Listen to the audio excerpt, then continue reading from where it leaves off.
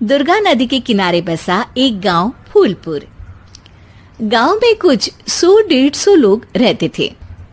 अंजलि, जो कि पास ही के जिले में रहती थी और 12वीं पास कर चुकी थी, उसके पिताजी ने बेटी को जल्दी विदा करने के लिए उसकी शादी फूलपुर गांव के मुकेश से करवा दी थी। मुकेश कभी स्कूल नहीं गया था और इस कारण वो पढ़ा लिखा नहीं था और बाकी गांव वालों की हालत भी मुकेश जैसी ही थी। मुकेश के घर में उसके माता पिता भी रहते थे। सासू माँ, मैं बाहर मंदिर तक जा रही हूँ, आधे घंटे में आ जाऊंगी। अरे अभी कहीं जाने की जरूरत नहीं है, चुपचाप जाके रसोई में रात के खाने की तैयारी करो। और ये घूंघट क्यों हटा लिया है तुमने? क्या पता नहीं कि इस गांव में औरतें बिना घूंघट के नहीं रहती। रात में अंजलि छत पर जाकर अपनी मम्मी से बात कर रही होती है। तभी गांव की 3-4 औरतें उसे देख लेती है और दरवाजे पर आकर उसकी सास से शिकायत करने लगती है। और क्या हुआ? अरे छत पे तो देखो, आपकी बहू मटक मटक के किसी से फोन पर बात कर रही है। दिन भर फोन पे लगी रहती है। अरे कल तो मंदिर के पास वो क्या कहते हैं, सेल्फी ले रही थी। शहर की बहू रखना अच्छा शान की बात है, पर देखना इसके लक्षण से ये तो तुम्हारे परिवार को बदनाम ना कर दे। ये पहली बार नहीं था जब सास से गांव के लोगों ने अंजलि की बुराई या शिकायत नहीं की हो। अब तो ये रोज की बात थी। अंजलि ये सब सुन लेती है। जब वो नीचे जाती है तो मुकेश भी वहां आ जाता है। सास कहती है, बेटा, लोग घर आकर शिकायत करने लगे हैं बहू के कामों की। देख लो, पति हो, संयम से रखो इसे। माँ जी, मैं तो अपनी माँ से बात कर रही थी, क्योंकि यहाँ कोई बात करने लायक ही नहीं है और अब मैं माँ के पास ही रहूंगी। वहाँ क्या रहना, वहाँ बाहर के लोग तो ठीक है, पर घर के लोग भी इज्जत ना दे सके। अरे नहीं नहीं अंजलि, ऐसा नहीं है, धीरे धीरे सब ठीक हो जाएगा, तुम फिक्र ना करो। अरे बस कुछ बोलना ही नहीं है, सर पे चढ़ा रखा है बहू को। सास मुकेश की नरम बात सुन के वहां से मुंह चढ़ाकर चली जाती है। मैं तो कहती हूँ हम दोनों शहर चले जाते हैं। मैं पढ़ी लिखी हूँ, मुझे वहाँ नौकरी भी मिल जाएगी और थोड़े दिनों में आप भी वहाँ कुछ काम ढूंढ लेना। अरे नहीं नहीं अंजलि, हम यहाँ ना गांव का खेत, माँ पिताजी को छोड़कर शहर नहीं जा सकते।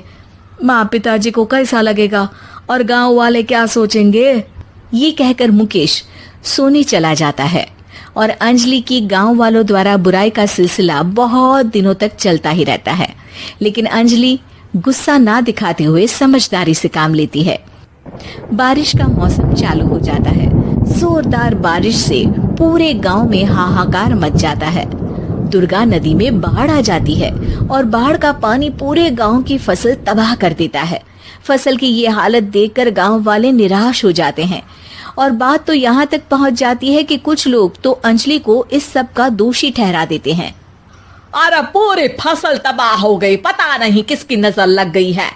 अरे जब से चौधरी परिवार में ये शहर की बहू आई है ना, तब से ही गांव की शांति चली गई है।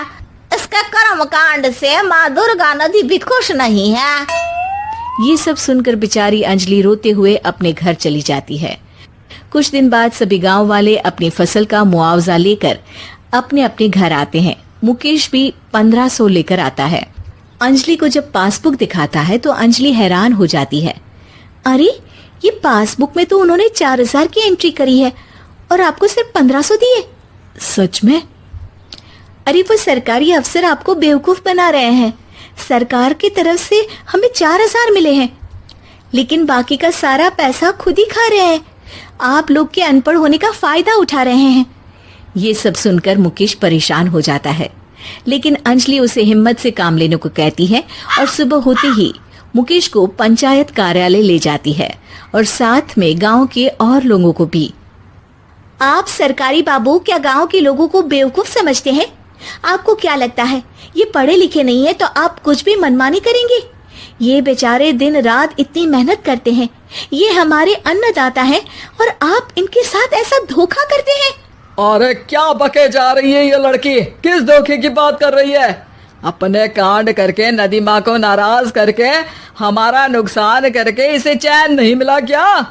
सरपंच जी, इन सरकारी बाबू ने मुझे बेवकूफ बनाया है और मेरे हिस्से के पैसे खुद चट कर गए।